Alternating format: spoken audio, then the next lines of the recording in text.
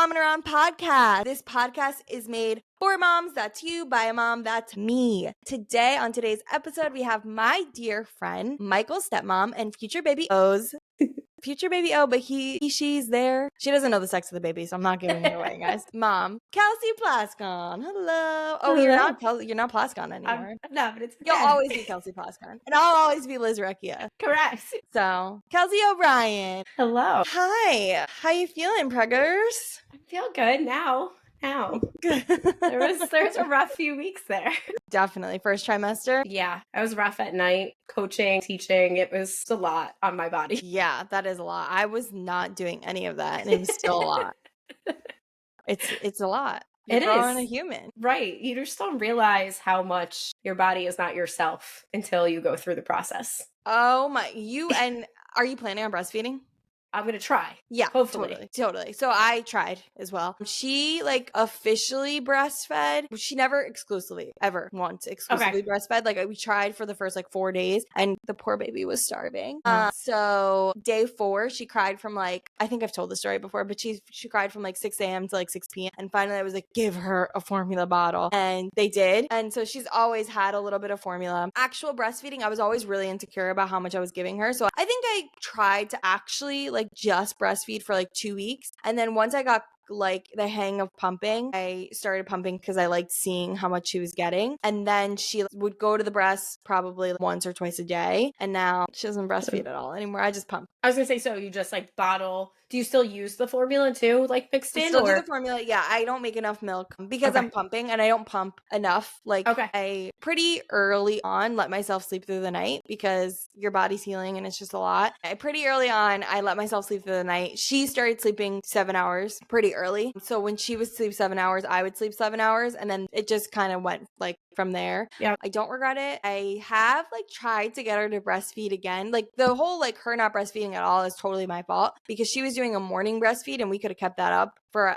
indefinitely. I went to the last time I went to the lactation consultant, she only got an ounce off of one boob and maybe a half an ounce off the other. Oh, wow. And I freaked out after that. And then I did not bring her back to the breast. And that was totally my fault. Again, she could have just kept breastfeeding in the morning, but I just freaked out after that. And I do regret that. I wish I had kept that one breastfeed a day.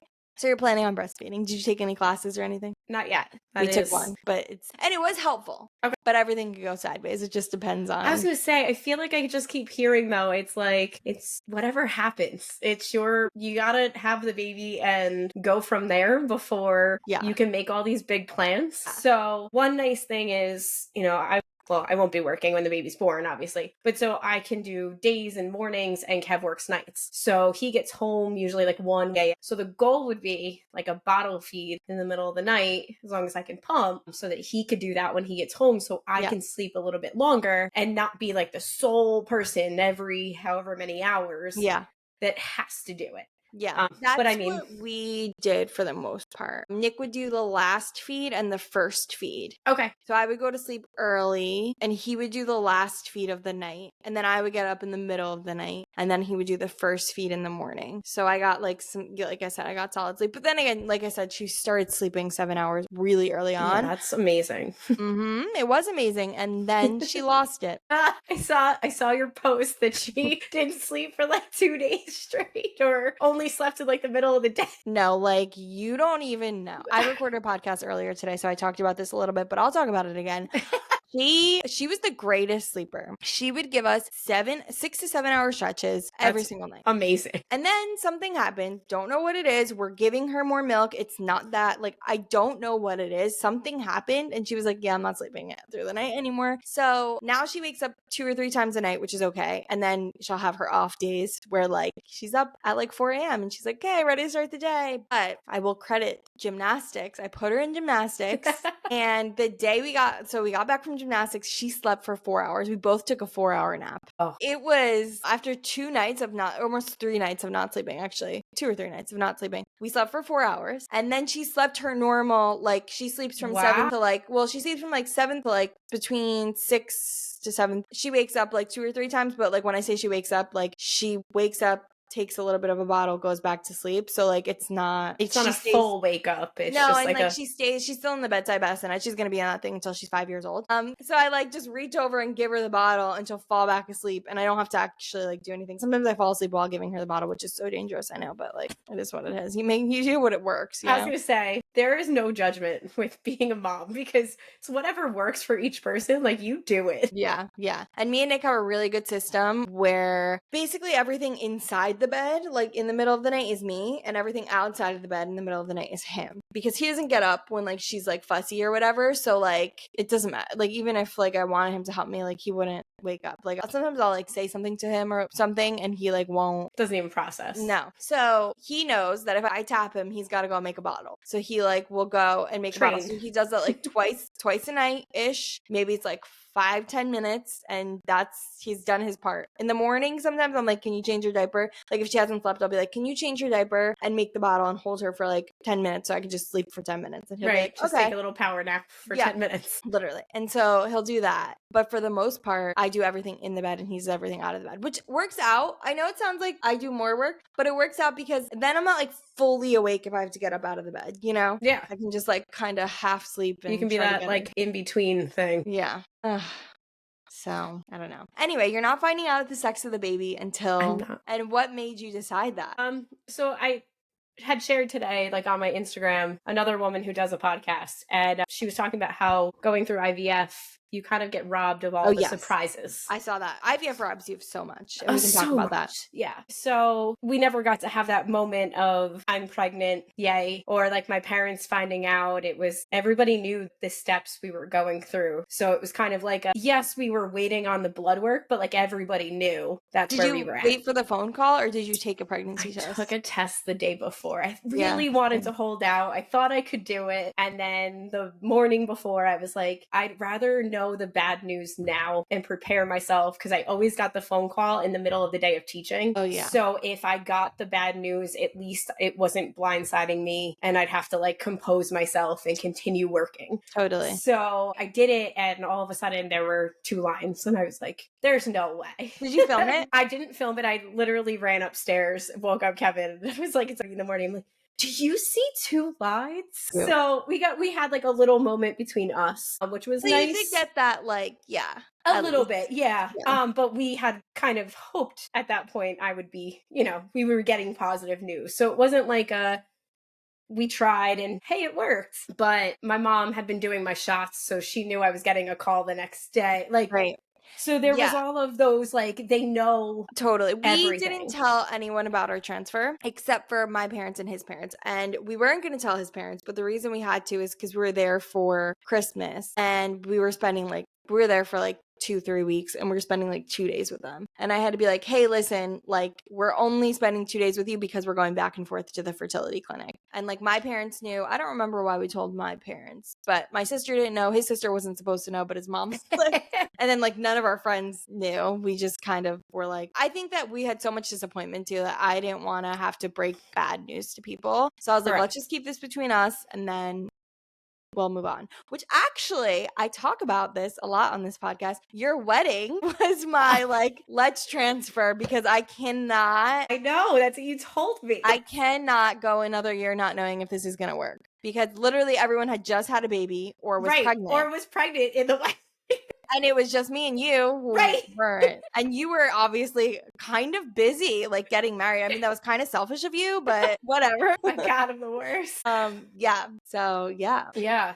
But yeah, so I decided after that, and they had asked us, obviously pre-transfer, because we had 4 boys and 3 girls that all pretty much got ranked the same when they graded them. So they were like, what do you want? You get to choose. And I was like, I don't want to decide. And that more came from also a place of, if it didn't work, I felt like I chose one, and not that I know this is in my head, but like it didn't work and I did that. Yeah. Which is a really wild way to think. Yeah. So I felt like if the doctors chose, it was like, okay, if it doesn't work, then it wasn't meant to be. Yeah. So it was funny. Kevin turned around to the doctor and was like, she wants a boy. And the doctor was like, started laughing, but was like, okay, we're just going to put best graded. And when the nurse called me and talked about all that, she explained that at first she was like, oh, I know which one they're going to choose. And then she kept going down the list. She's like, I actually don't have any idea. Like, you have ones that are graded exactly the same on both sides. So like, I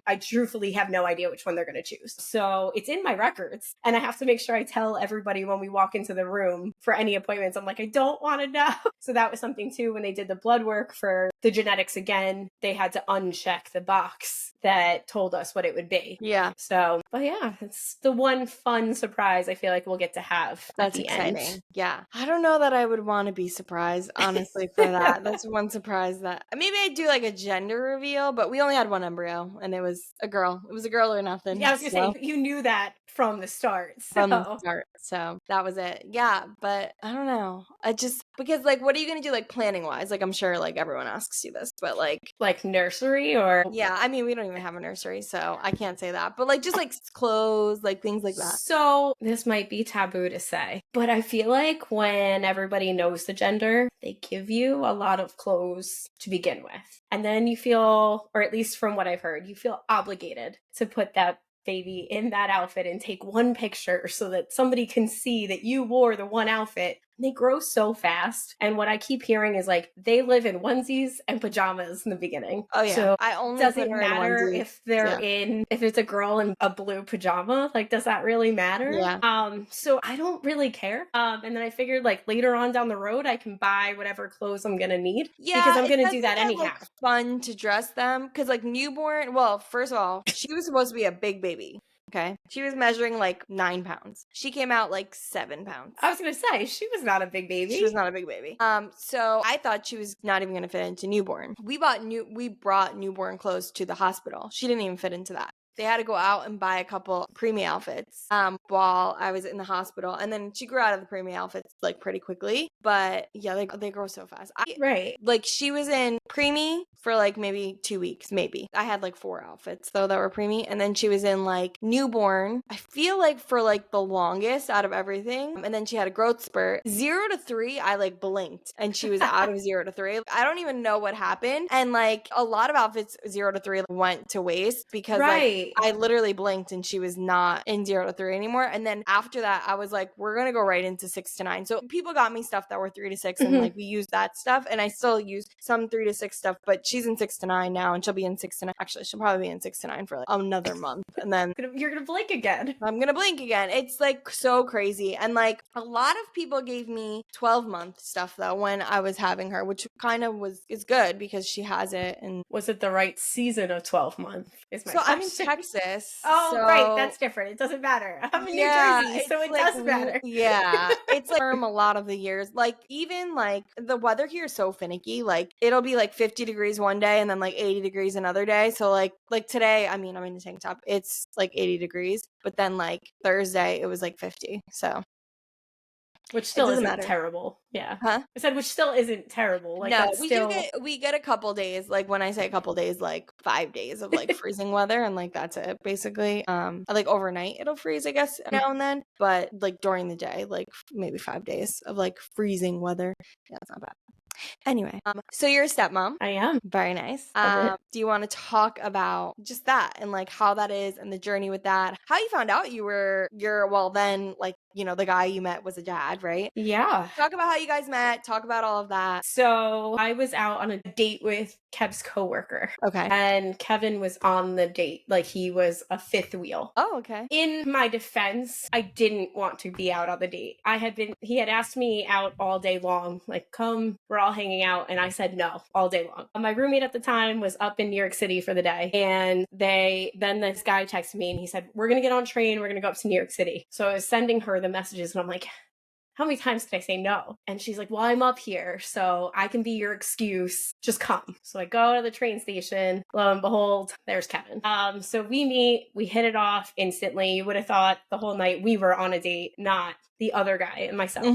And I had 2 hard no's when I was dating. I was not going to be with somebody who was previously married, and I was not going to be with somebody who had a kid. I just didn't feel like I was ready. It's a different world navigating a relationship with somebody who has a child whose ex-significant other is also in the picture. So it was just something that I didn't know I really wanted in my life. So that night I find out he has a kid. Oh, the same night that you met him. Same night. How'd it come out? I heard him talking to one of the other guys that was out with us, and he mentioned something about Michael and my ex and this. So I was like, oh, that's interesting. And then I asked about him, and I was like, oh, so like I heard you say you had a kid. How old is he? It says so. Michael was 4 at the time. Okay. And he was like, yeah, here. And he like literally just handed me his phone as if we've known each other forever. And there's a photo album of just like a million pictures of Michael, and I'm just sitting there like at the corner of the bar by myself, like scrolling through pictures of the cutest kid ever. He really is. Oh, he's so cute. And it's like, it was in that moment, like it just didn't bother me, which was really weird because it was something that was a hard no. And we just hit it off, and we both kind of talked about it very shortly after of, I didn't feel like I was ready to meet Michael anytime soon. And we started dating literally after that night. We met each other. That was it. Like we were together, and we waited, I believe it was 4 months of dating before I actually met Michael. Okay. He had this weird rule for Kevin. Kevin was not allowed to date anybody. So the running joke was like, your kid is going to hate me.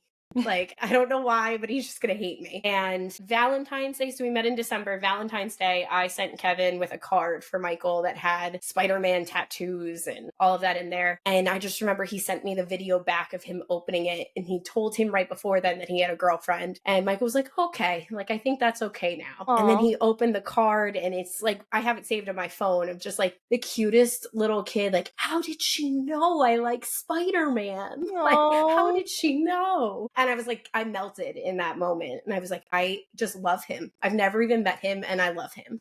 So in April, we decided to take him to the beach. And like, that's how I met him. And we like played together. And he loved that like it was him and me versus daddy. And that he had like a partner in crime. And we just became inseparable. He just felt like he was supposed to be a part of my life. There was just like, I couldn't remember a time without him, which was so weird because he's not mine, you know? Realistically, he's not a part of me, and he feels like it. Yeah, I'm getting feels. Yeah. So flash forward to, you know, when we finally got married, and I wanted to make sure in our wedding he felt like he was being honored as well. Because as much as the ceremony is between Kevin and I getting married, it also was between me and Michael.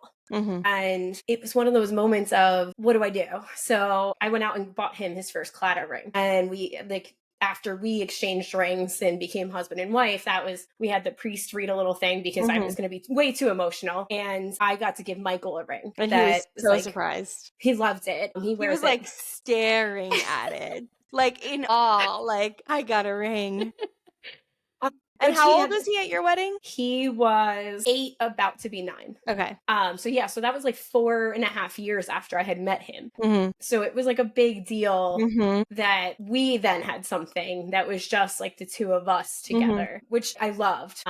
And it's still that way. It's, you know, we bust around all the time, but he's one of my best friends. Like, it's great that we have a relationship where he can just vent if he wants to. You know, he feels like he really is a part of my kid, which is amazing to have that relationship. But thinking about it now too, he's 10 now. So like, I met him when he was 4. Like, I've been in his life longer now than I wasn't in his life, which is weird. Like, it's a surreal feeling. Yeah.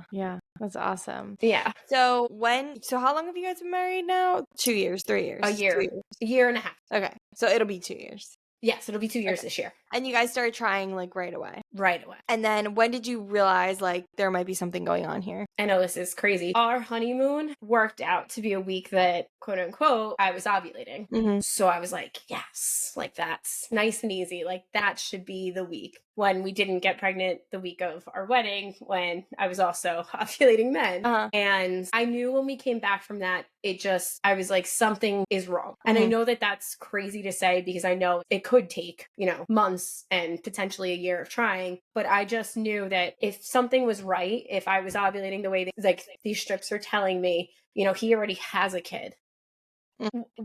There's got to be something off. Did you think your health issues had anything to do with it? I've always wondered that. Okay. Do you want to talk about your health issues? Sure. I was diagnosed with, back then was juvenile rheumatoid arthritis, is now called juvenile idiopathic arthritis. And I have been on plenty of medications since I was 9. So some of the medications they were giving me were, back in the day, I remember, was Celebrex. And I remember being a kid and being annoyed that every commercial was for like an old person.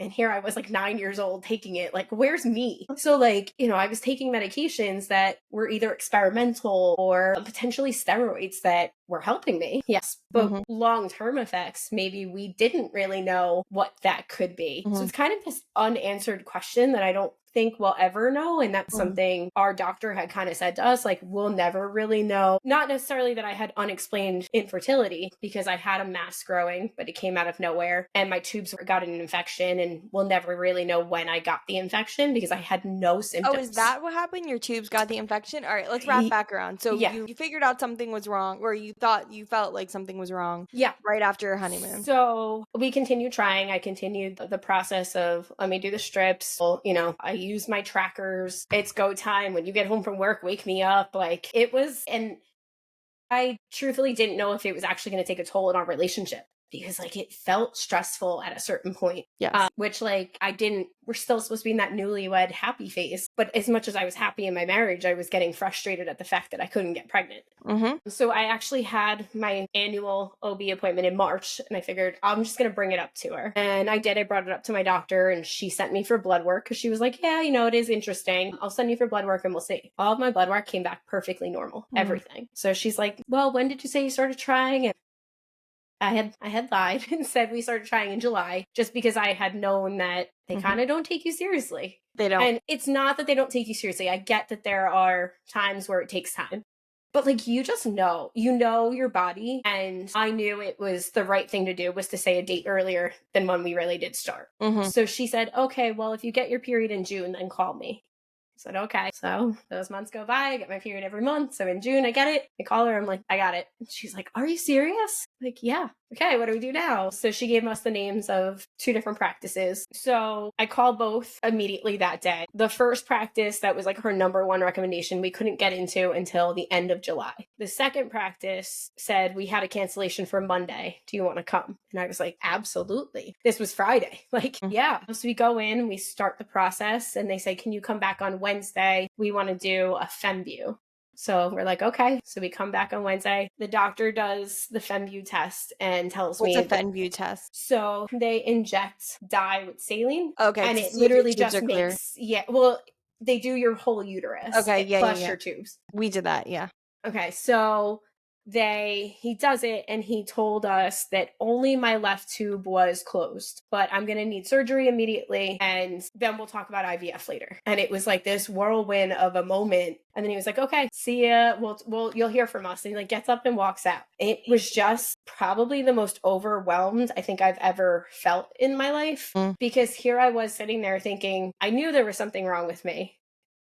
And then to hear it, but then to like not really get any answers. It was just kind of like, here's what's wrong, IVF. Like, it was just like surgery, IVF, bah. Yeah. And it's like, wait a minute, what? Yeah. So he gets up and leaves, and they're like, all right, we'll call you with a date for your surgery. So I'm like, okay. I finally get a call back about a week or so later, and they said, your surgery is scheduled for the end of July, which happened to be the same day that I made the appointment for the second practice. And I don't know what family member above, what being, whatever, I never canceled the second appointment. And a week before my surgery was supposed to happen, I get a phone call from the practice that we're working with. My doctor was in a bike accident, broke his collarbone, and will be out indefinitely until October. And all they did was they gave me a list of surgeons and said, you can call around and try to see if somebody else will do your surgery.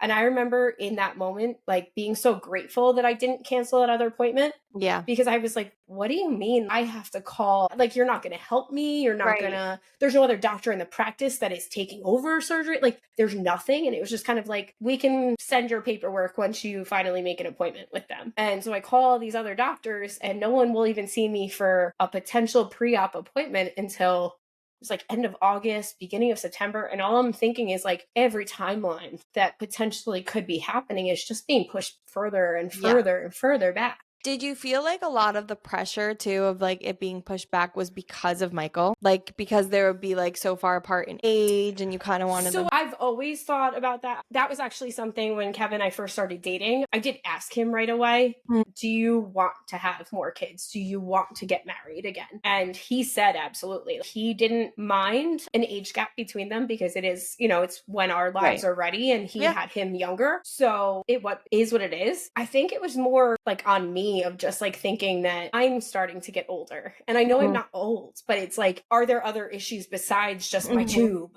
Okay. So I think that's really where the pressure in myself of seeing that happen and hearing all these stories of IVF and like knowing that it's, you know, it's not a guarantee.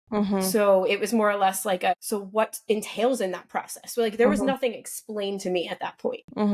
So at the end of July, I end up going to the other practice, and she explains to us, the doctor that we had there sits down and she explains like, well, the test that the previous doctor did is kind of an older, outdated test. You know, there are better ones that we can do now because tubes being closed isn't necessarily such a terrible thing anymore. Like sometimes there's scar tissue or endometriosis that's on the top of it, and we could just cut that off and your tubes work. So it kind of gave us this like entirely different hope. And then she proceeds to tell us that he had written in there that I did have the start of like a mass growing that I felt like was never explained to us. So it was like another moment of like clearly it was a blessing in disguise that surgery got canceled because all of this extra stuff would have been told to us later on. Which was a lot to also process again. And in August, I ended up going in, I forget the name of the test that they had me go in for, but it was kind of like the FemView, but it was an x-ray machine and they inject dye and you literally watch it on the screen as they take x-rays. And anywhere that's healthy lights up. Anywhere that essentially that there's something wrong or doesn't work stays black. And you just saw both of my tubes were completely black. So we knew about the left, didn't know that the right didn't work at all. And she explained to me that the mass I had growing was actually little bit more than 2 times the size that it was in June. So they were like, we need to remove this. Like that's our priority. So after that, I got to go see the doctor again, like our actual doctor. And she decided that we should go through the first part of getting embryos before having my surgery. God forbid something comes back and it is cancerous or, you know, there's more to this, that if I go through treatments, my ovaries could be compromised. And she's like, we know you're ovulating right now. It's been proven. So let's do what we can to get some of those eggs out before we move forward with a surgery. She was like, your tubes are not harming anything at the moment, and we'll track it to see if there's any fluid, which the only time I had fluid show up was very close to the retrieval. So that's when she decided we're just going to remove them to be safe when we go in for the mass, because we don't want it to potentially later on flesh out an embryo if we get to that point.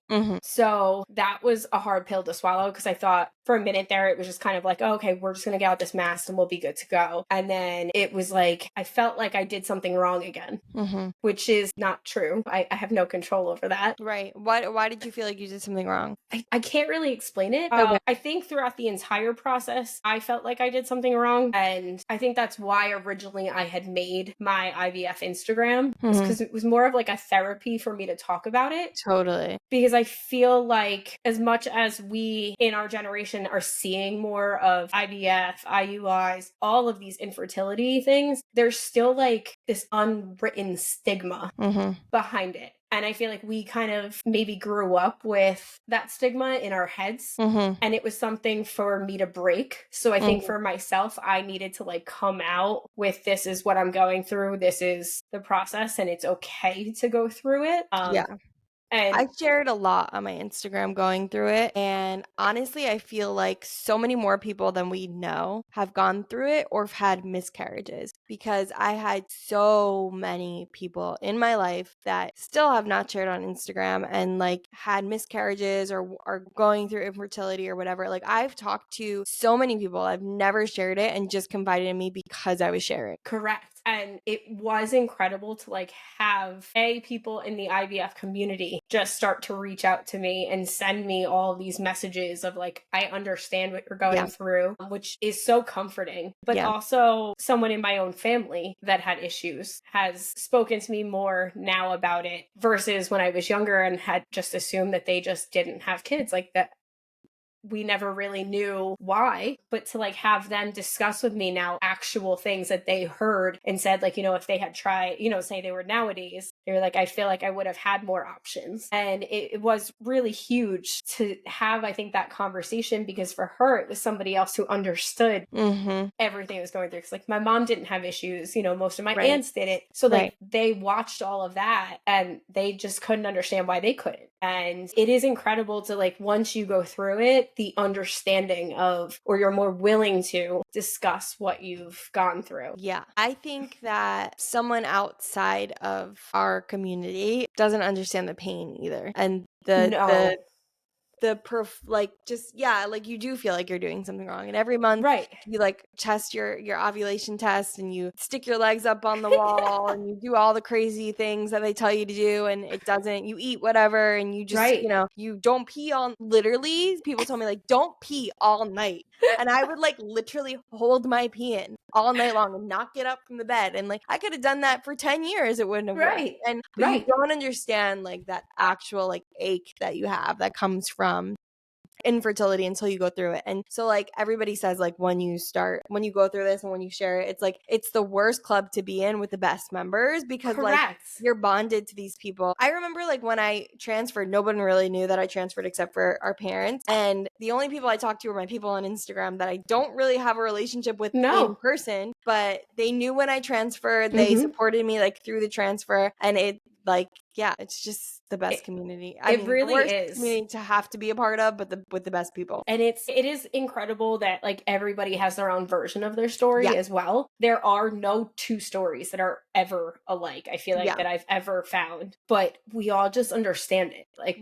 and like that's the other thing, because when you were trying to get pregnant, like I feel like there's a lot of unsolicited advice, but when you cross over into fertility, everybody understands that everybody's story is so unique, so no one's saying like you should do this, like everyone's just there to listen, which I think is what we need the most.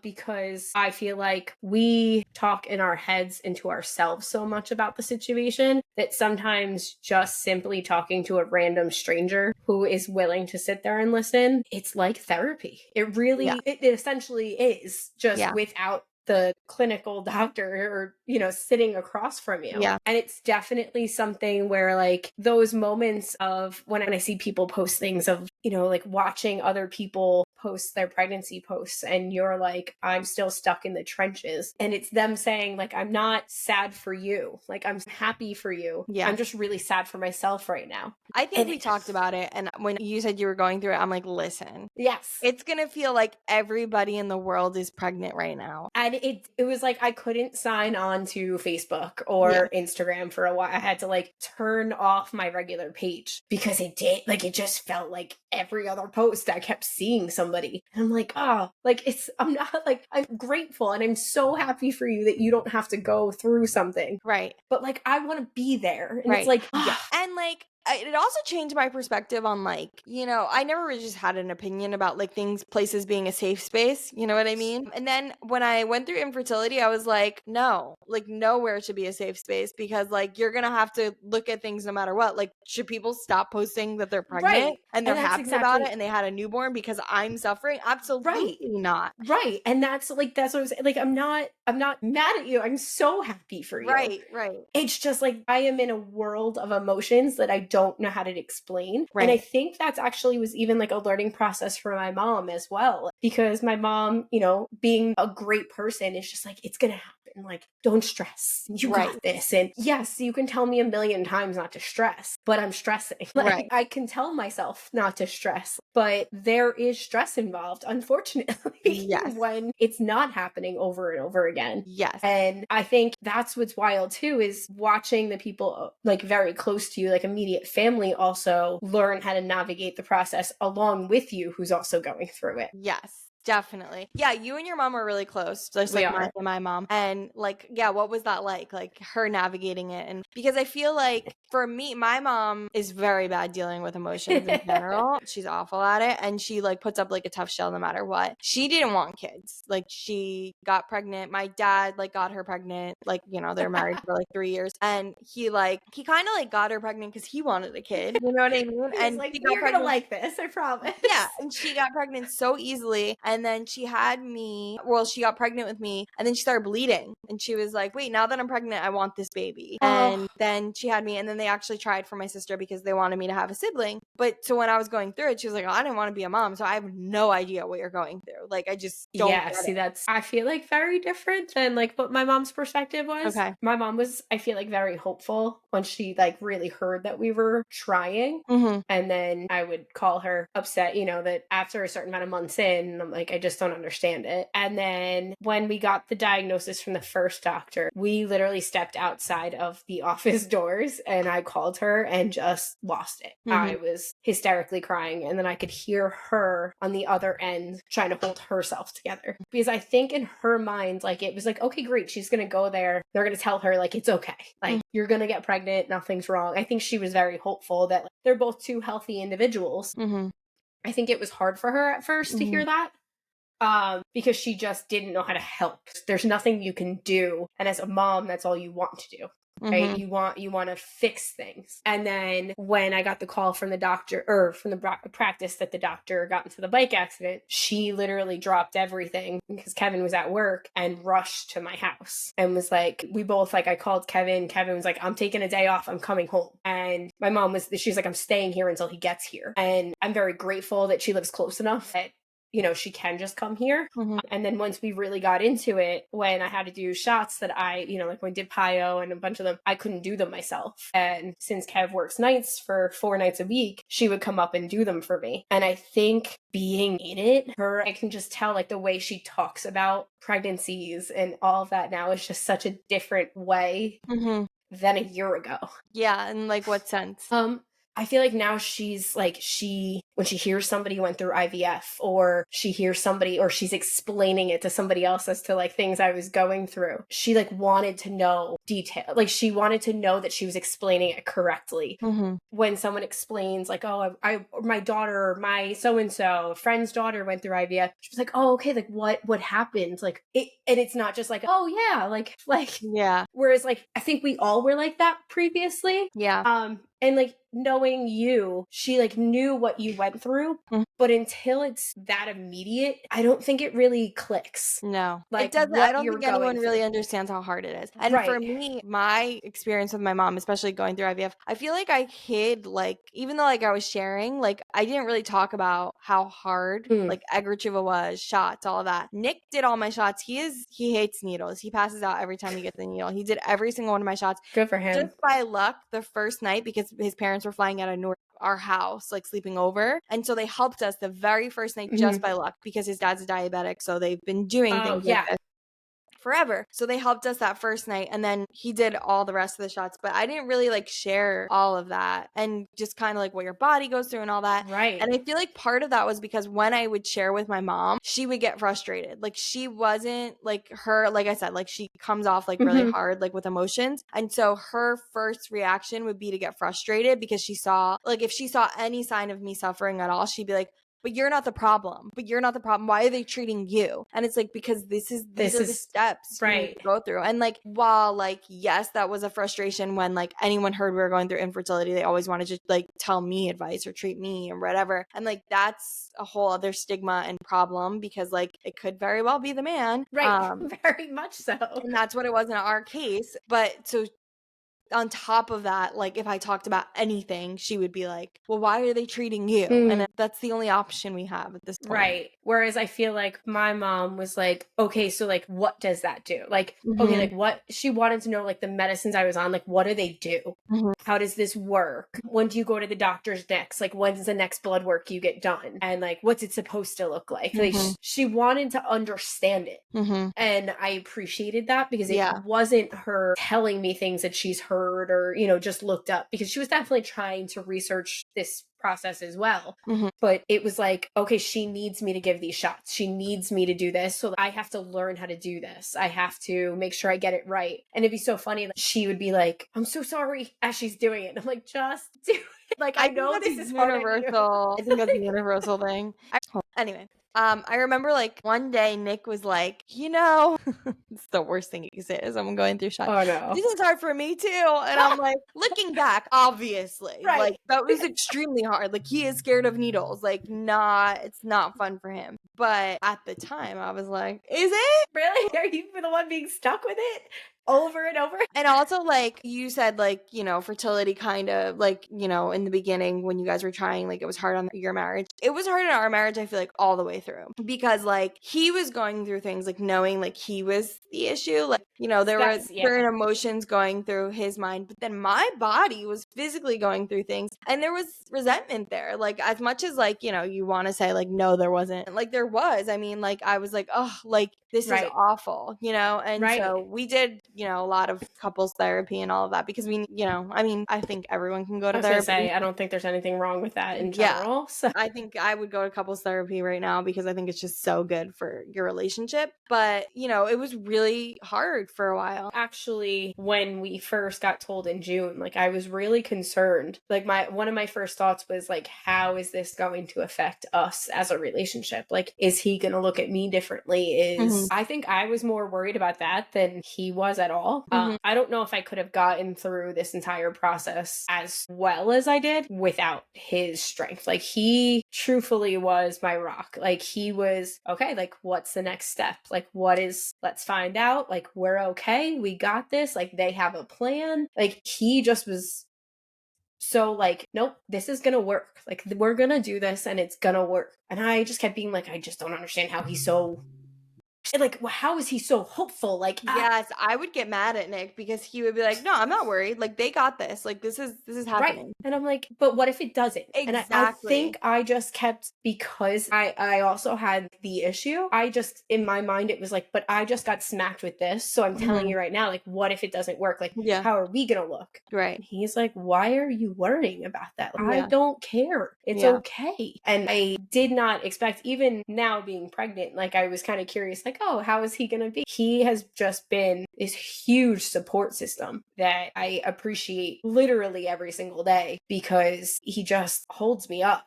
And I don't know, like it's this weird thing of like, just, I love him so much and I appreciate feeling that love back and going through that thinking like it might be like a really big thing for us. Like we might have to go to therapy. We might really have to figure out, like, he may hate me in the end of this. And there was never a moment I felt like that. It was like, okay, like we need to do these shots at this time and you need this. And I am taking off of work for, your retrieval. I'm going to be there for that. I'm going to be there for that. And it was like, I was like, are you sure? Are you sure? And he'd be like, yeah, like, why are you questioning that? And it was just like that moment of like, oh, like we're both fully in this too. Like he gets it. And like that's so rare because like I never went to an appointment during all of IVF alone, not once. And you sit in that waiting room and nobody has a partner. There's like one or two partners and that waiting room is full. Yes. And the only time like I did was when I had like morning monitoring and essentially like, I was going at like 6 a.m. and then immediately would shoot straight to school because my school starts early. But other than that, if it was like an appointment that we were like, meeting the doctor or seeing something or he was there. Like there was no, I can't be there. It was, I will adjourn court. I will make sure I have a day in. Like I am going to be there.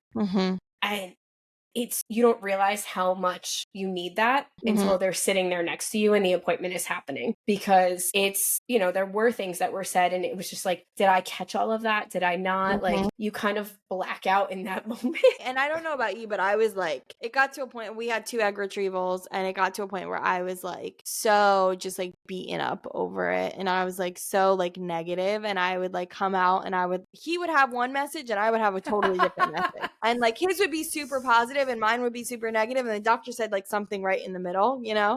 But like we needed each other at that appointment. I think we definitely needed each other because I feel like I heard something a little bit more negative than maybe probably what it was. But he also like heard, like I felt like he heard the scientific timeline side of it.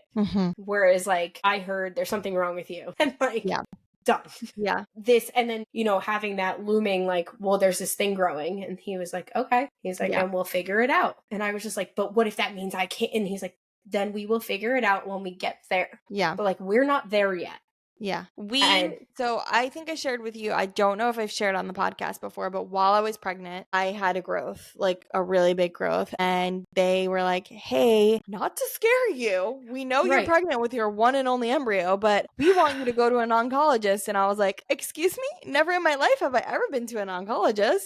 Right. I'm like, and now pregnant, I need to go to an oncologist. And they were like, yeah, they just probably will surgically remove like what you have and like test it, but we just want to like make sure. And then Nick was like super positive about it. He was like, everything's fine. It's just your endometriosis. Like, no big deal. Like, and I'm like, but I'm going to an oncologist. And like, I didn't tell anyone. Like, the only two people that knew were my mom and my dad because I needed them to know. First of all, because if I had surgery, they were going to have to come here. But also, like, I was like, not okay. And I remember we made the appointment.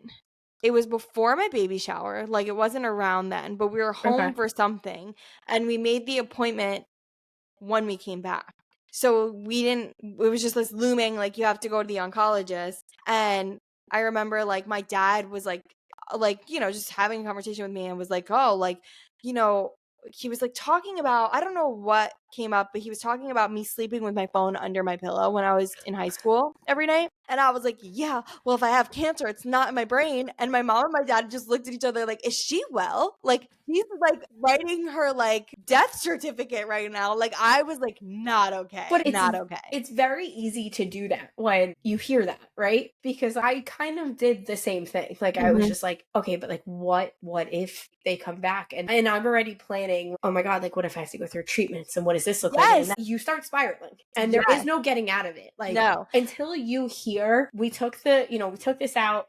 We ended up, like, the margins of it are clear. You are good to go. Like, until you hear that, there is no other world outside of you potentially are going through the end of the end. Yes. Yeah. And I think that's why you need other people to know, because they're not there yet. Like, they're like, okay, let's get through the first part of this and find out what's going on. Whereas you're already like 15 steps down the road. Oh, yeah. And going to that office and being there with people who were like already diagnosed. Right. That's a whole different. And like, I didn't have to do that part. So, oh my God, it was actually the worst thing, because like there was like motivational posters everywhere. Oh, and, like, God, cancer isn't your life or something, or like cancer can't beat you, or like, and I'm like sitting in the office and I'm like, oh my God, I'm like thinking of myself, like, do I need to like get a wig? This is where I was at. Like, no, I was like, I believe you though. Like, I believe you, because you, like I said, like, you start jumping to the furthest conclusion that there is.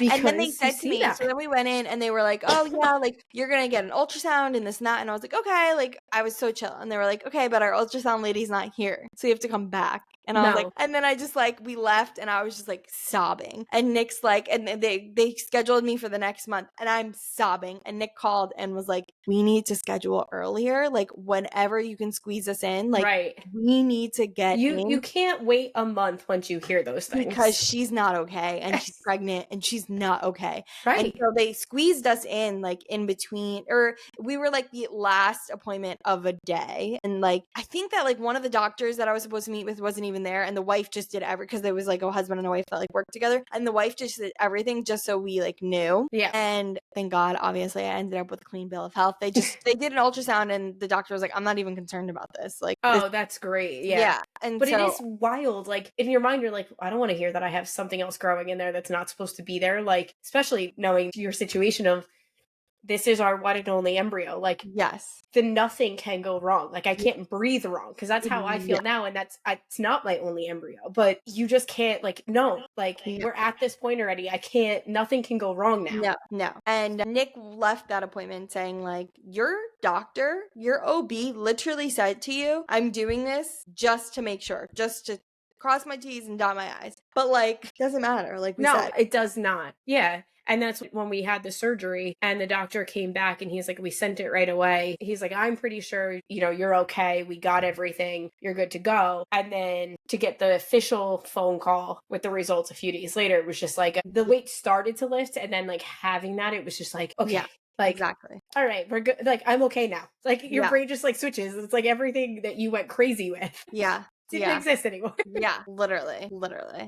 You talked about the stakes being higher, and I talk about this all the time. Like, I feel like the stakes are so much higher with IVF. Obviously, we only had one embryo, but even so, like, it took you a lot to get here. Did you take progesterone shots? I did. So I you did had to take the shots. Yes, and I actually had to do them longer. Usually our practice stops and puts you on progesterone suppositories once you get to, I believe it's 8 weeks. Yeah. We quickly found out I am very allergic to them. So that was an awful experience. Ooh. Yeah. So I had to call, like, we started them on Thursday, and by Sunday I felt like I couldn't function as a human being. I was very uncomfortably itchy in all the wrong places. So I called the doctor Monday morning, and even though I was supposed to be doing them twice a day, I didn't do it that morning. And our nurse got back to us and was like, you need to stop them immediately. You need to go back on the shots. So then I was back on the shots for an extra, I believe it was 2.5 weeks. Okay. On top of the period that we did them.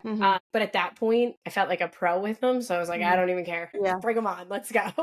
So, I mean, like, even though it was just my one embryo and, like, that's why the stakes were high for me, for you, it was like, I'm gonna have to start these shots all over again. I lose an embryo, which is not easy. Right. You know, all of that. And I think the whole process of getting to a point of, like, hearing you're pregnant changed it for me, because it was like, I will do any and everything in my power to make sure this continues to grow. Like, that I need to hit that point to know that, you know, we have our baby safe, because you just become a mom. Like, it's like, not that I wouldn't have done that regardless, but it's just, like I said earlier, you know, every one of our embryos is a baby in my mind. Like, it is, those are mine. And like, I couldn't imagine knowing that there's one inside of me growing, and I didn't do every possible thing that a doctor suggested to make sure that it stays growing, or my body is producing enough of everything to get to that point. Yeah, totally. I totally agree with that. I know. And I feel like also during IVF, you have like the markers. So you find out you're pregnant and you're like, okay, I'm pregnant. Great. And then my number's doubling. And then you're like, it's the worst feeling. Great, my numbers are doubling. Okay, now I have to get to the heartbeat ultrasound. Or no, not the heartbeat ultrasound. The sac ultrasound. Yes. Okay, there's a sac.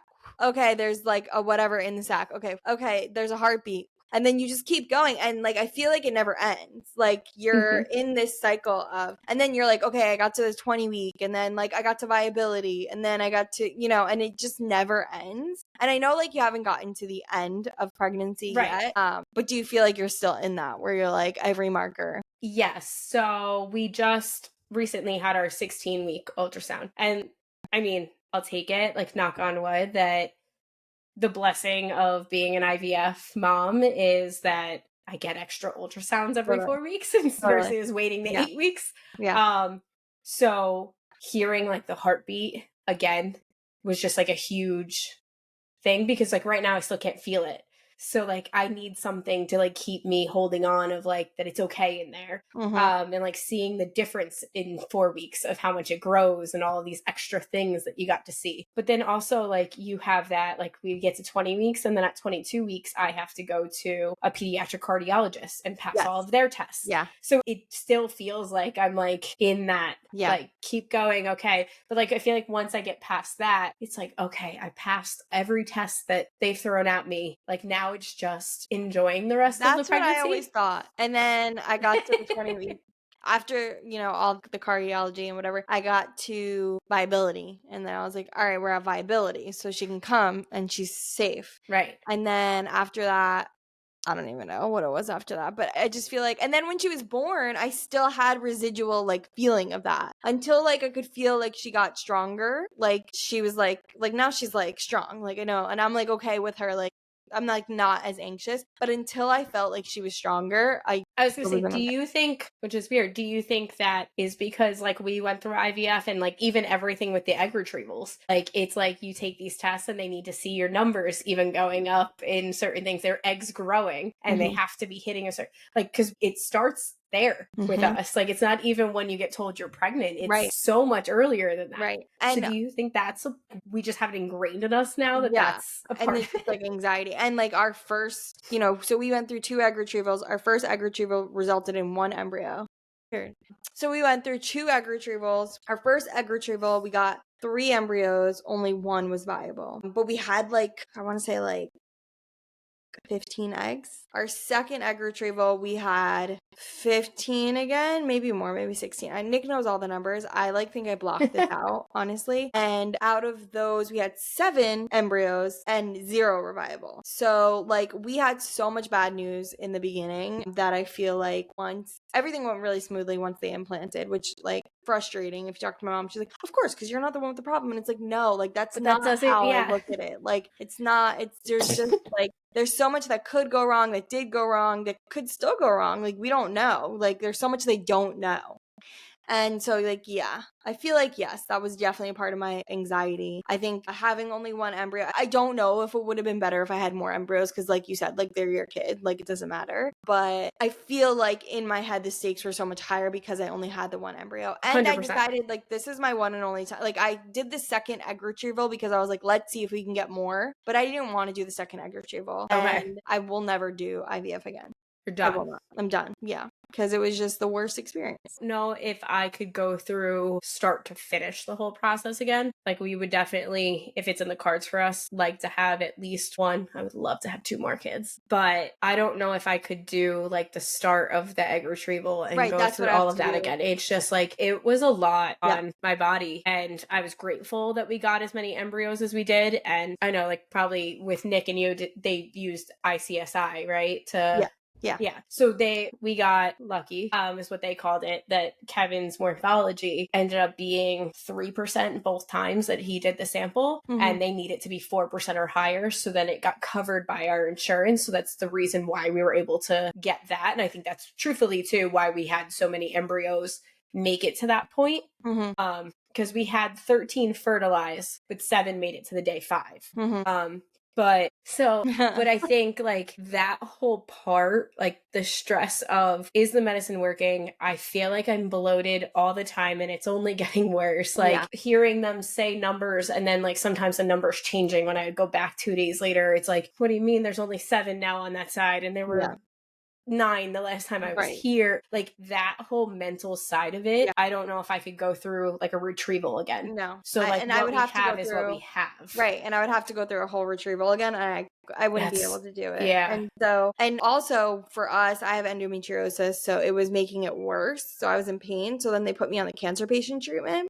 But when I was like going through it anyway, like I was still in pain like all the time. And so that wasn't fun either. I just wouldn't be able to do it again. Yeah. I don't think I could do that first part again. No. And like, I did it twice. Yeah. But more power to you because I did it once and I'm saying that.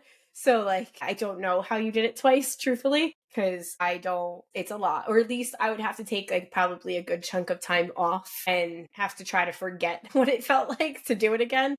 Because it was tough, and like making sure the medicines work, and then they have to change the doses, and it's physically tough and it's emotionally tough because like making sure the medicines work, making sure that your like timing is like everything's perfect out every night, or based off of mine were at night, some people's are in the morning, making sure you're not outside of that window, and like knowing I had to be somewhere. Like there was one night, I was really nervous because I coach a travel soccer team. They got chosen to go play at the Red Bull Arena at halftime, and here I am like running out to the parking lot trying to give myself a shot in the car to get back in there for this, and it's like your whole life is just revolves around shots. And if you miss one dose, like you mess up the whole process, the whole cycle. And my second time, I feel like my second time might have not been good too, because I was on a pretty strong antibiotic and I wanted to wait to do the second round, and they were like, no, that's not going to affect the cycle at all. And honestly, we didn't pay anything for the second cycle because we didn't get any embryos anyway, so whatever. But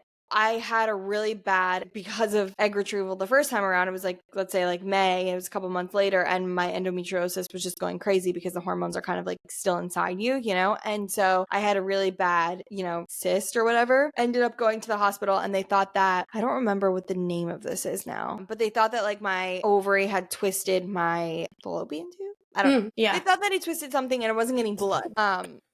And so I had to get surgery. So I got like emergency surgery. I was in like, I remember this. I remember you, like, I was texting you about something. You were like, yeah, I just had surgery. Like, and I was like, I'm sorry, what? it was like the craziest thing because it was like the middle of the night. I woke up and I was like, I'm not going to wake Nick up. Like I woke up in pain all the time. And I wasn't on my period. And I was like I couldn't make it, like, because I woke up in pain. I was like, let me lay on the couch. So I was laying on the couch and I was like, oh my God, like this is bad. And I couldn't make it to the bathroom. So I collapsed on the kitchen floor. And I was like, I have to wake Nick up because I think I'm dying. So I'm like, Nick, because usually this happens during my period, but never when I'm not on my period. So I'm like, Nick. So he ends up getting up and he's like, what's up? Like, what's wrong? I'm like, I have to go to the hospital. I'm so sorry to wake you up. I'm like, I have to go to the hospital. I'm like, something's not right. So he's like, okay. So we go to the hospital, they check me out, and they're like, they take me into the ultrasound, first of all, and the guy doing my ultrasound is so rude. No. Oh my God. I'm like moaning and like in so much pain the whole time. The first thing they checked me for was appendicitis. It wasn't that. Okay. Yeah. Which fair. I mean. Yeah. And then I was like, I think it might be my endometriosis. So I'm in so much pain. I'm like moaning. The guy's like, stay still. And I'm like, I literally am in so much pain. I can't. Like, it was the craziest pain. And so then they took me back to like whatever, the holding area or whatever. And the guy's like checking my scan and he's like, you're not getting blood to your ovary. Like, it's you, like, I forget what they call it, ovarian contusion, whatever it is. And he's like, we're gonna have to take you in for emergency surgery. So I was like, okay. I didn't tell my parents I was in the hospital because I was just like, right, it's in the middle. Yeah. So I was like, all right, let me call just so they know that I'm getting emergency surgery. So I call and my mom's like pissed that I didn't like tell her I was at the hospital. I was like, I didn't know that this was going to happen. And she's like, don't let them do anything until I get there. I'm like, no, they have to do it like right now. We gotta I'm not getting blood to my ovaries. So then she's like talking to Nick, like, and I'm in pain still, right? So she's like talking to Nick and trying to like tell him like whatever. And he's like, okay. They take me to like the operating room. It was like a back closet. Like, I guess because it was like emergency surgery. Like, yeah, but it was the tiniest, because I've been in like operating rooms and they're usually big because there's multiple people there and there's a lot going on. I was on this like little metal table and it was literally like, it was probably half the size of the room that I'm in right now. And the room I'm in right now is not big. It was like a closet and there was like 7 doctors there, plus like nurses and whoever else is in. So it makes it feel so much smaller because now everybody's on top of each other and on top of you. They're talking me through what's going to happen. I'm like, I totally understand what's going to happen. Everything's great. Like, fine. You know, they count you down. Okay, I'm out. I wake up after surgery and they're like, oh, it wasn't a torsion. I'm like, so they went in with cameras on both sides. I still have scars. They went in with cameras on both sides and they went in and they saw that it was getting blood. It wasn't a torsion. And actually, I have so much scar tissue, which actually ended up helping me. They saw so much scar tissue that I couldn't have a torsion. So like a bunch of times during treatment, they would say like, oh, we think you're going to get a torsion, or we think you're going to get a torsion. Or even my OB, like when I was pregnant with her, was like, just so you know, you might get a torsion. So you have to go right to the hospital. And I was like, actually, I can't have a torsion because I have so much scar tissue that it's like holding it up. So that helped me. But anyway, my point was I got infected, you know, where they went in with the cameras got infected, probably because I was in the back room and not in a real surgery room. So it got infected and I went in and I got an antibiotic. And then, so I went into like this like urgent care, but it was like, it's more than urgent care. It's like a little like urgent hospital kind of thing. They're so good. And so they checked me. They were like, you definitely have an infection. And they were like, we're going to put you on an antibiotic. We're going to sample the infection. And they called me back and they were like, it's worse than we thought it was. Like, it's basically a staph infection. So we're going to put you on this like even stronger antibiotic. So I'm like, okay, sounds good. So then I call RMA and I'm like, hey, I'm on this like crazy antibiotic. Like, should I not go through with egg retrieval? And they were like, no, it should be fine. And then I started taking my shots and I went in and I was like, hey, like, is there any way that like my antibiotic could be affecting like my growth or like whatever? And they were like, no, don't even think about, I remember the nurse said, don't even think about that. And I'm like, but there's no way. Like, it's drugs. Like, there are drugs being put into my body. Like, I don't know. So I think that's what happened. So I really do. Because even after my surgery, I had to wait It was about a month. Maybe it was like 3 weeks. But I was like off everything. Like I was off the antibiotic they gave me. I was off any like the extra medicine that they gave me so that I could start like my transfer cycle. Like they were like, no, like we're gonna make sure you're only taking your birth control so that you don't get your period, so we can manipulate it. But I was on nothing else once I started. So like like that would be I would definitely jump to that as well. But this is my outside factor that's also going on. Right, exactly. So I really think that had something to do with it, but they always said no. Yeah. How did this whole like how did being a stepmom affect this whole like what was that? What did that look like? Like did it because that's like a whole other layer. Right. So because he's 10, right? Or he was 9 when we were going through the start of this process. We really weren't sure of his understanding of really, what goes on. He obviously knows how babies are made, but he doesn't know that there could be other ways that you could have a child. So he knew I was having surgery. We told him, there was something wrong, so I had to have shots done. He didn't know in the beginning when we were going to the retrieval as to like what that was, because we wanted to get through the surgery first, because if we had to have a discussion with him about potentially what they found in the surgery, that was going to be a different conversation. Right. So once the surgery happened, we sat him down and explained, I had a bigger surgery. I'm okay. The doctors got everything that was wrong out of me. So how Daddy and I haven't been able to have a baby yet because he knew it was in our plans to try to have a kid right away. So not that he asked questions about it, but every so often he'd be like, so when I have a brother or sister, and that, adds a little pressure on it too of like, if our kid get pregnant. So it was like, now the doctors think like I can have a baby. Like now that we're going to try that next part, but we'll see what happens. He was always good. Like he was like, okay, like, but you're okay. And I'm like, yeah, I'm great. Like they got it. And he's like, okay. So when we started doing like the PIO shots, obviously like they went into my butt. So I would lay down on the couch. So we'd always like kick him out and be like, all right, go upstairs, go play video games. Tell us gotta get it. Like, and he'd be like, Kevin would always say like, it's stabbing time. And I would be like, oh, okay. Like and walk away. So then we explained to him that it was essentially helping me keep the baby. But we didn't tell him I was pregnant. We just told him that they were for me to keep me healthy for the moment to try to have a kid. We told him Christmas morning that we were pregnant, which at that point only our parents knew. So like that was a big deal that Christmas morning he got to open his last gift and it explained that we were having a baby and he was very excited. But then we explained to him like the reason why I'm still on the shots is because it's also helping the baby. And then we explained to him that, if we want to have any more kids, like we're going to need to do shots and go through the doctors again. And they're kind of the only way. And then we explained to him that, we do have babies. They're all frozen right now, but there's a bunch of them. And, that this is kind of how our process of being able to have kids together because of the surgery I had to go through. And it was really cool to like see him genuinely take it all in. And he's mature beyond his years, which is why I think we were able to sit down and have that conversation with him. And he was like, okay. And he was like, so like, but you're okay and the baby's okay? And we're like, yeah, like everyone's doing great. And he's like, okay. And he's like, so how many babies are frozen? Like, and we were like, oh, there's 6. He's like, that's so cool. Like, that's like in his mind, like it was just like, that's the coolest thing ever. And we were like, yeah, like that's, that's what we're doing. So, if God forbid anything happens, we have more kids. He's like, okay, like, all right.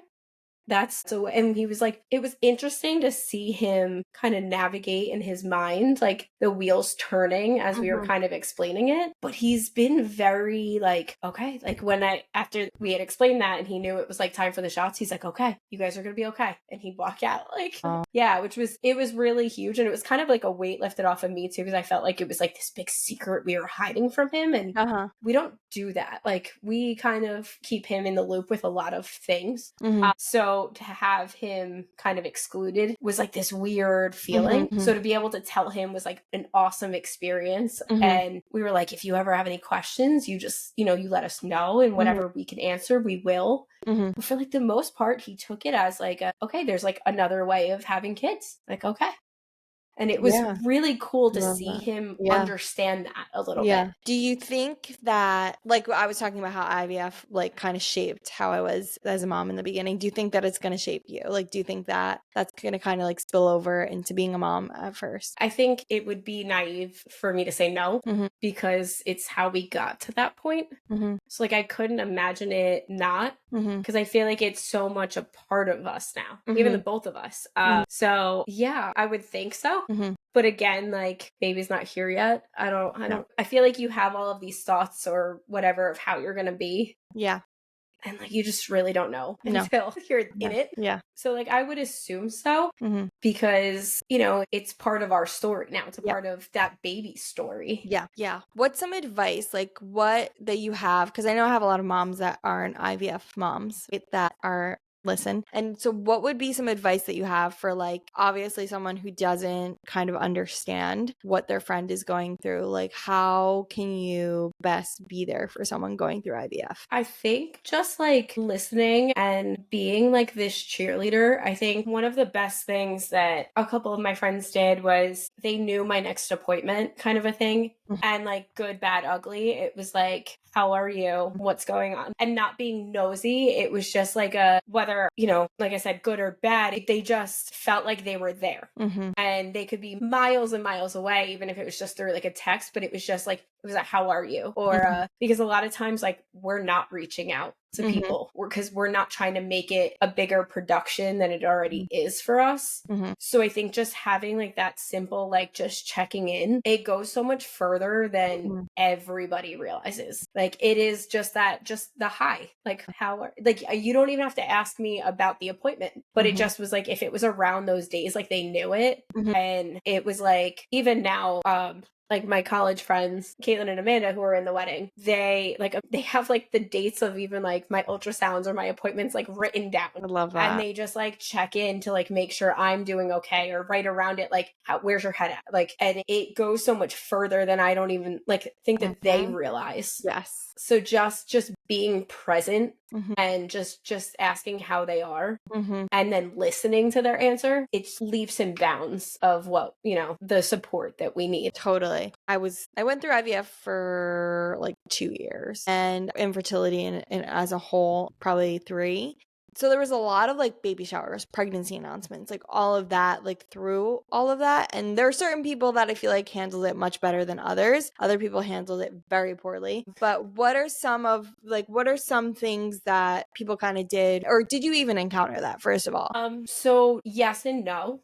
But I didn't deny going to them as much as it like killed me. One of my very close friends, she got pregnant. It was not on purpose and it was a hard pill to swallow, but like I was supportive of her the whole way through because I didn't want her to think I was frustrated with her because I wasn't. And I essentially asked to help to do things at her shower because I felt like it kept my brain off of just sitting there and being like, this is a baby shower and I'm nowhere close to that point. I also, this might be crazy, but I also knew of people that got married shortly around when I did. And I had this like irrational fear of like waiting for their announcements to come out. Oh, one of which being a family member. And what's even crazier is her and I are a week apart. We're due dates. So like it ended up being that we got pregnant right around the same time. But I was kind of like dreading the family ones that got married shortly around us. And it was like, I didn't know how I was going to handle that. Because like that one hit a little too close to home. And I'm grateful that I didn't have to go through that, which I feel like that sounds terrible from the outside. But there's so much that you are dealing with that it's hard to express and it's hard to not be sad because you're sad for the baby that you essentially can't have at the moment. And knowing that like I was never like once finding out like my tubes were out, like I can never get pregnant after, you know, without IVF. Right. And that's my favorite thing too, is people love to give me the advice of, but I know somebody who went through IVF the first round and then they got pregnant accidentally. It's like, don't you worry, like that's going to happen. And I'm like, I physically don't have the parts for that to happen. So for me to ever get pregnant again, like I know my path is IVF and I know that embryo that we had tested that came back genetically fine, still only has a 60% chance of implanting. So like, I'm grateful for your friend and that's amazing for them. But unfortunately, like when like I will never have that story. I love that you say that because people say that to me all the time. All the time, right? That's like, I feel like the first thing that they're so excited to say to you, and you're like, that's wonderful, but that's not, I can't do that. Exactly. It could happen in my scenario. Nick got surgery again while I was pregnant. So he never got tested again, which that's a story for another day. Like, why haven't you gotten tested? What did you get surgery for then? But whatever. But the point is, so we could get pregnant. You know what I mean? But not everyone can, because not everyone's story is the same. And that's something that I think a lot of people outside of the IVF community don't understand, like how many nuances there are to everybody's diagnosis. Yeah. And I think just because like I think it's just because they don't know either. And and that's again, like a part of being able to like share our stories is the only way people are going to understand that. And putting it out there and like just being vulnerable for the world, it's scary because you're afraid of what's going to come to you after. But people don't understand that or learn that without everybody starting to share their stories. And like I said earlier, you know, I feel like there was this stigma and like I felt like I needed to help break it. And that's what like, so like I try to like anytime somebody says like, oh, but you know, that story, like you can get pregnant the next time. Like I try to be like, I can't, you know, this is my situation, unfortunately, but you know, hopefully it works for us like it worked this time. You know, that's my hope. And I try to like get them. And it is funny to like see some people's faces of like, they're like mortified then it came out of their mouth. And I'm like, it's okay. Like, and then I end up like comforting them. But it's like, here is my way of trying to have people understand a little bit more that IVF is not a guaranteed baby. It is not a guarantee this is going to work. It is not one size fits all. It is a very individualized process. Definitely. Yeah. Even when I was pregnant, someone had reached out to me, not someone I'm really friends with, not someone I really talked to, and was like, hey, like, just so you know, like, you're going to get pregnant. Like, it's just going to happen. Like, thank you. Not like, but like in an aggressive way. Like, you don't have to do all this IVF stuff. And I'm like, you have no idea what my situation is.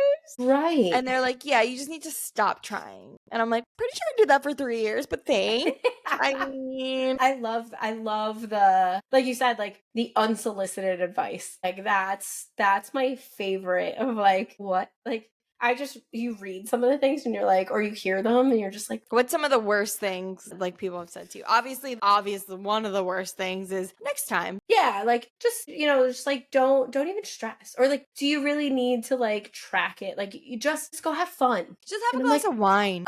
Like just, yeah, like it's just gonna happen. And I'm just like, but it doesn't. I know. Like, and I think what people don't realize is like, it's so triggering because it's dismissive. Like you're being dismissive of the problem that we're having. Correct. You know, it's like having like a tattoo on your face and it's like, well, just don't look in the mirror. It's so true.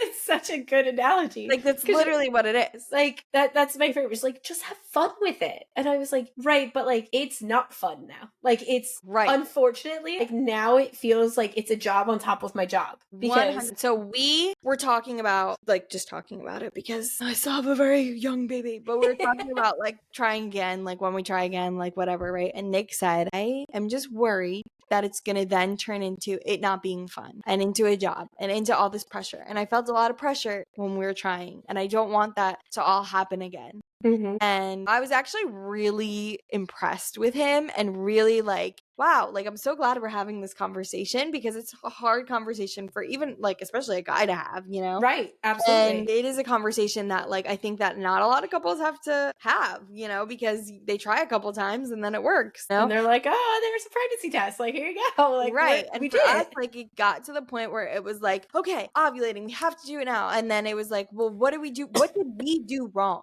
Like, what can we do this time?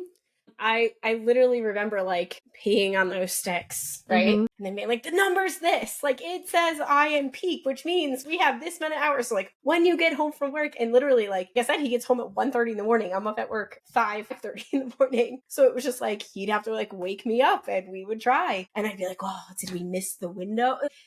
But like obviously we were trying all around that as well. But it's like you start to think like this. But I remember like texting him and I'd be like, we have to do this, and he'd be like, okay. But like it became like, I felt like most of our messages became around ovulating. Right. And like before that, you know, sex is connection. Like that's what it is Right. for a couple. And it's like this beautiful like thing that like, you know, you guys are vibing and it just kind of like happens. Like it's just like you a know, fun thing together. Like you right.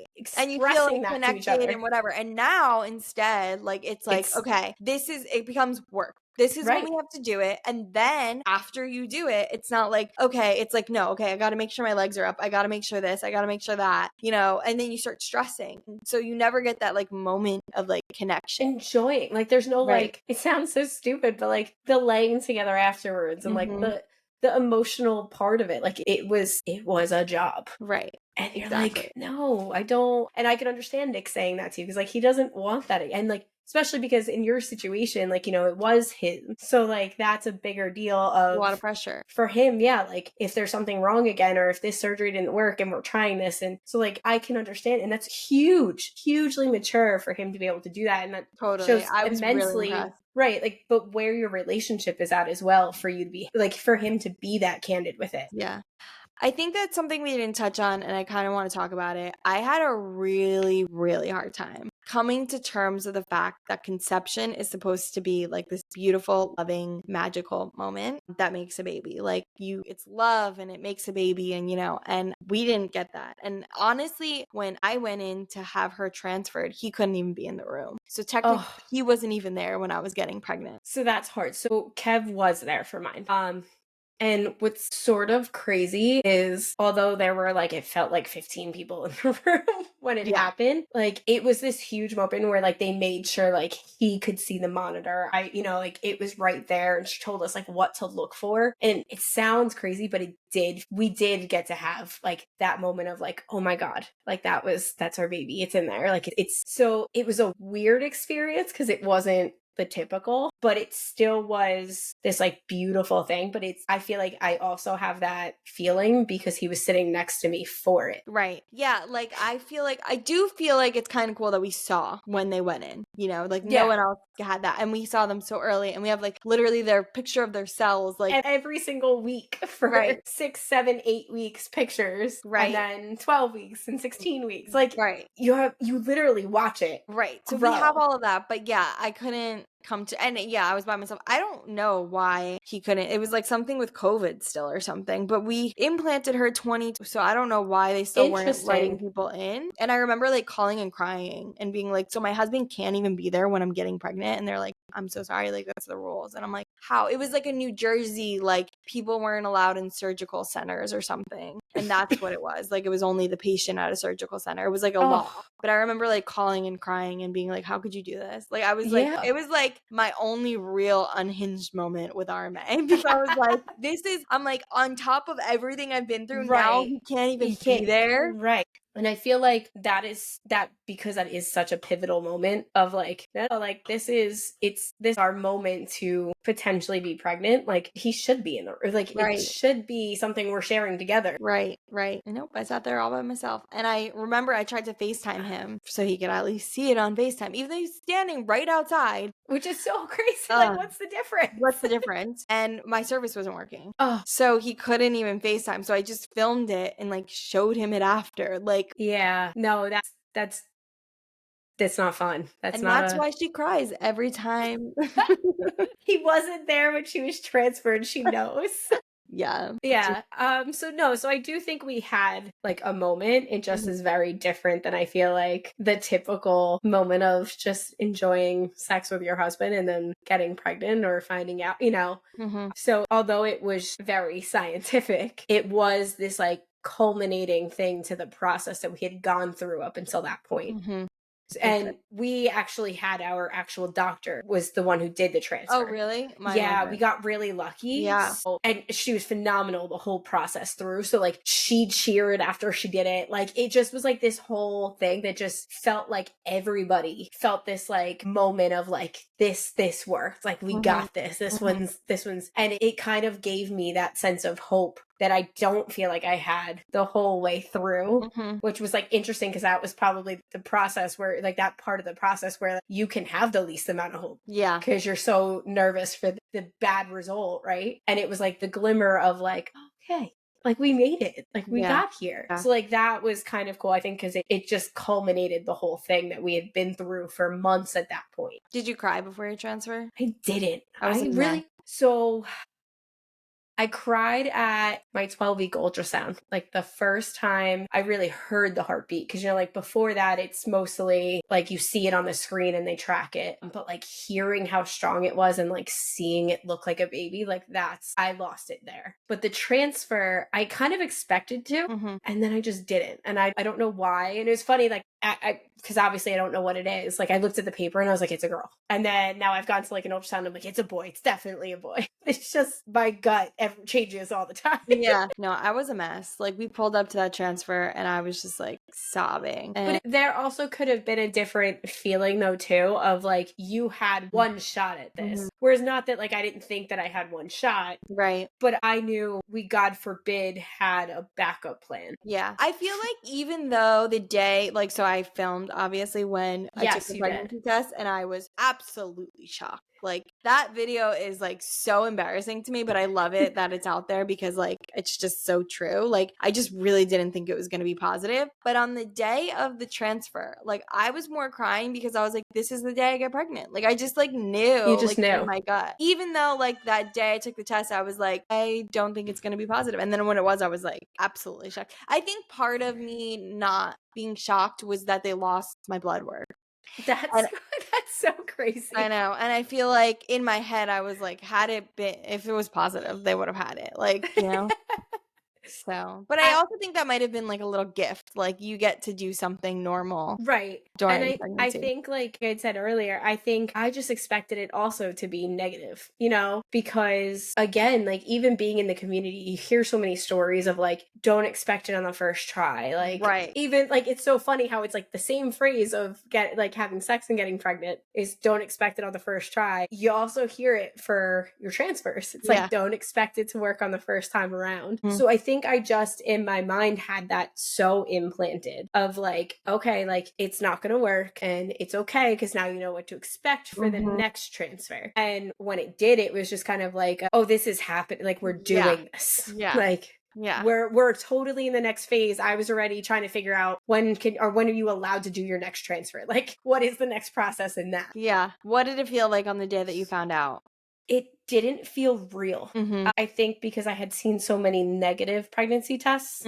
Yeah. And then, right, like you're just so used to that one line or the not pregnant that the two lines didn't feel real. Yeah. They felt fake. Like it felt like someone planted that there. Or like I also, because my blood work was the next morning, it was like, okay, well, maybe it's coming up positive because they implanted and my body thinks I'm pregnant because of all the drugs. Like I also like faked myself out into thinking that as well. So it wasn't until like she called, like our nurse called and she was like, congratulations. And I was like, I remember saying to her, so this is real. Oh yeah. Like, oh yeah. Yeah. I'm like, are you sure? Yes. Yeah. Like, right. You just don't believe it because you've been through so much of the negative side of it that like to have the positive or to have the happy, like it doesn't, not that it doesn't feel like you don't deserve it. You do, but you're just so not used to that. Yeah. I remember I took the test as soon as we woke up, like we rolled out of bed and I took the test. Like I was still like literally sleeping when I took that test and came out positive. And then she called, I was like, okay,